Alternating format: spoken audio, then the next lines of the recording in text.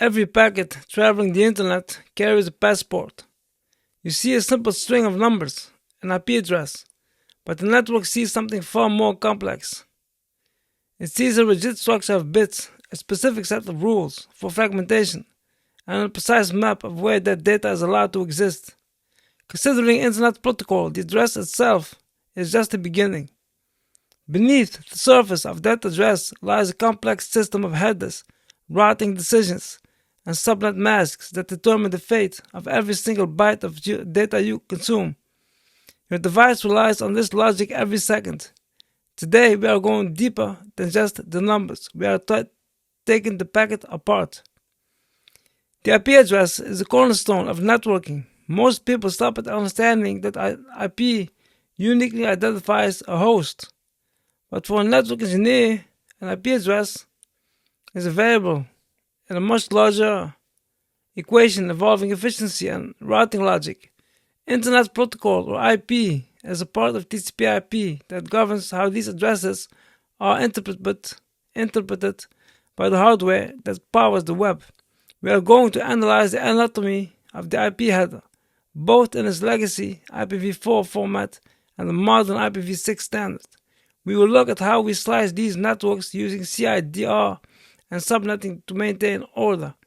And we will examine how advanced concepts like Anycast allow a single IP address to exist in multiple places at once. To understand the network, you must understand the packet. Let's begin with the vessel that carries the address, the header. An IPv4 packet is not just data, it is wrapped in metadata. This header is usually 20 bytes long, though it can be larger. First, the version field, 4 bits that simply tell the router I am IPv4. Next, IHL, or Internet Header Length. Because the header can vary in size due to options, the router needs to know where the header ends and the data begins. Then we have type of service, now often referred to as differentiated services. This is how we prioritize traffic. Voice over IP data needs to move faster than an email attachment. This field tells the router to treat the packet with urgency.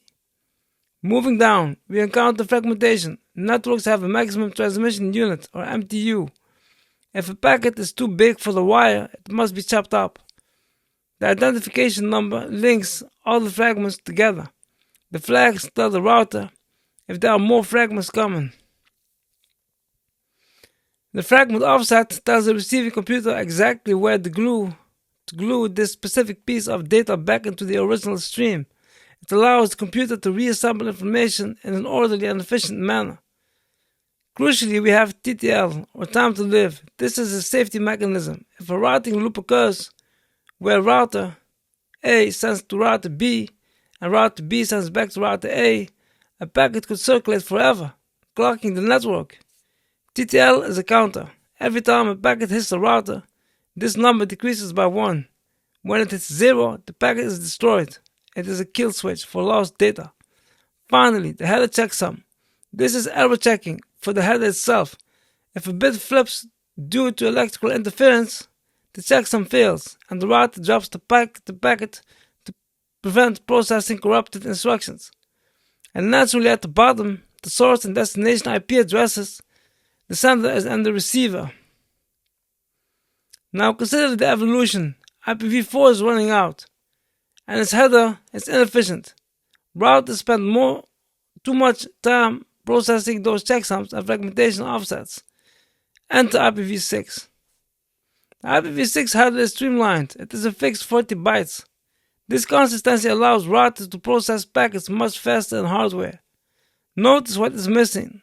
There is no header checksum. Modern networks are reliable. We don't need every single router to stop and check for errors. We leave that to the endpoints. There is also no fragmentation field in the main header. In IPv6, routers do fragment packets. If a packet is too big, the router simply drops it and tells the sender to shrink it. This offloads the work from the network core to the edge devices. Instead, we have the flow label. This allows routers to identify packets that belong to the same conversation, like a video stream, and send them along the same path to prevent reordering. If we need those missing features like fragmentation or security, IPv6 uses extension headers. These are daisy-chained after the main header. It is a modular system. The main header remains simple for speed, while complexity is added only when necessary. This architecture is why IPv6 is the future of high-speed networking. Understanding the header is one thing. Organizing the address is another. Originally, we used classes, Class A, Class B, and Class C. It was rigid and wasteful. Today, we use CIDR, classless inter-domain routing. An IP address is like a home or your home address. Just like your home address identifies your house number and the street you live on. An IP address is split into a network portion, the street, and a host portion, the house. We define this split with the subnet mask, often written in slash notation, like /24. The /24 simply means the first 24 bits identify the network. The remaining bits are for the host. This is where subnetting comes in. Subnetting is the act of borrowing bits from the host portion to create more networks. If you have a /24 network, you have 256 potential addresses. But what if you need to separate your engineering department from your sales department for security? You borrow one bit from the host section, you change the mask to /25. Now, instead of one network with 256 addresses, you have two networks with 128 addresses each. The more bits you borrow from the network, the fewer you have left for hosts. This binary manipulation allows network engineers to conserve address space and reduce the size of broadcast domains. A smaller broadcast domain means less noise on the wire. It ensures that traffic intended for the engineering department doesn't unnecessarily clutter the sales department's network. It keeps the flow of data orderly. Once the networks are defined, how does a router know where to send the packet? A router might have multiple paths that technically match the destination IP. This brings us to the longest prefix match. Imagine a router has two entries in its table. One entry says send everything from 10.0.0.0/8 to router A. Another entry says send everything to 10.1.0.0/16 to router B. A packet arrives destined for 10.1.5.5. Both rules technically apply. The address starts with 10, so it matches the /8. It also starts with 10.1, so it matches the /16. The router will always choose the most specific match. The /16 matches more bits, 16 bits, than the /8. Therefore, it is the superior route. The router assumes that the more specific the instructions, the closer it is to the final destination. This logic is the fundamental decision-making process of the entire internet. Finally, we arrive at the concept that seems to break the rules: Anycast. In standard unicast routing, one IP address corresponds to one specific server. But in Anycast, the same IP address is assigned to multiple servers located in different geographic regions. You might wonder how this works without causing a conflict. It relies on the routing protocol, usually BGP, Border Gateway Protocol. When a user in London requests 8.8.8.8, the network looks at the routing topology. The closest instance of that IP address in terms of network hops is the server in London. The router sends the packets there. Simultaneously, a user in Tokyo requests 8.8.8.8. The network routes them to the Tokyo server. They are accessing the same IP but different physical machines.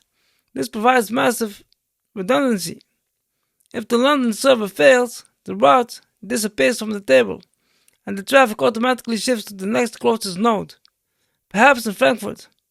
This is how major DNS providers and content delivery networks achieve 100% uptime. It is the ultimate application of routing logic. Conclusion: an IP address is not just a label, it is a data structure optimized for speed. It is a hierarchy managed by binary math. And through Anycast, it is a global service that defines distance. Every time you connect, your device negotiates these headers, calculates these subnets, and selects these routes if it happens in milliseconds. If you want to understand how the rest of the stack functions, or how TCP ensures that these packets actually arrive intact, make sure you are subscribed. There is more to network than just the address.